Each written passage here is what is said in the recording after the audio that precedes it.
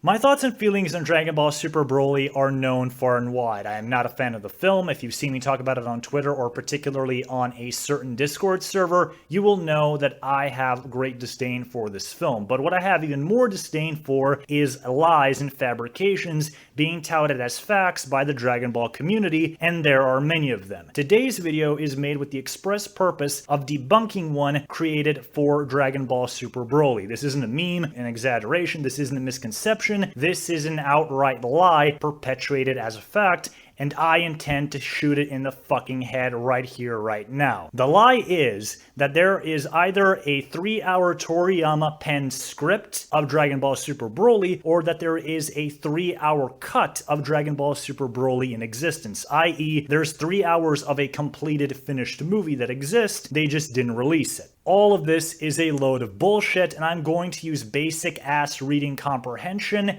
and statements from one of the people involved with the creation of Dragon Ball Super Broly itself, Akio Iyaku, to prove my point. If you don't know who Akio Iyaku is, he is the president of the Dragon Ball Room from Shueisha. It's basically a corporate committee created for the express purpose of either creating Dragon Ball content or pitching ideas to Akira Toriyama, and on the screen right now, you will see two of the biggest statements that prove why the 3-hour cut or 3-hour script is just a load of bullshit. One of the first questions asked to Akio Iyaku is, what sort of rapport do you have with Toriyama sensei as he drafted the scenario? And Iyaku says, we kept close contact, mainly through email and meeting directly once every 2 months or so as he made it for us. First, around the spring of 2017, we presented Toriyama sensei with several different story suggestions for the new movie. I believe that there were also suggestions that weren't in his strike zone at all, but using what we threw his way as reference, we got him to come up with the story. Once it was set that we would be doing a story involving the Saiyans, it was quick. Compared to the continuous long story of the television series, if you have a 2-hour movie, it's easy to come up with a story that's set up and resolved in 2 hours, so it might have been easy from Toriyama sensei's standpoint as well. The second and far more important quote is, when was the scenario finished? And he answers, I think it was around May of last year. The scenario we received at first, Toriyama himself said,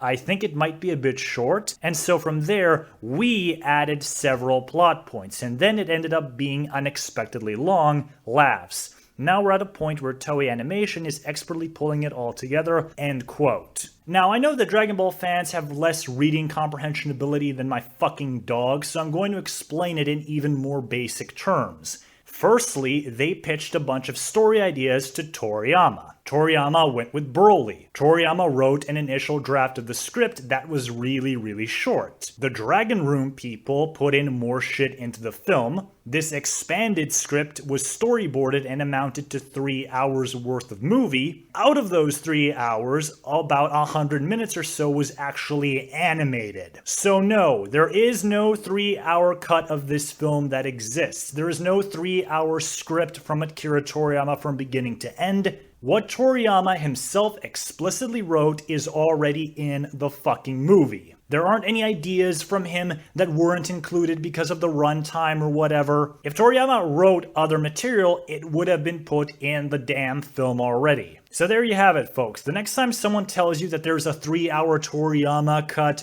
or a 3-hour Toriyama script of Dragon Ball Super Broly, kindly show them this video or the interview, which I will link down in the description below, and then promptly tell them to go fuck off into the sun.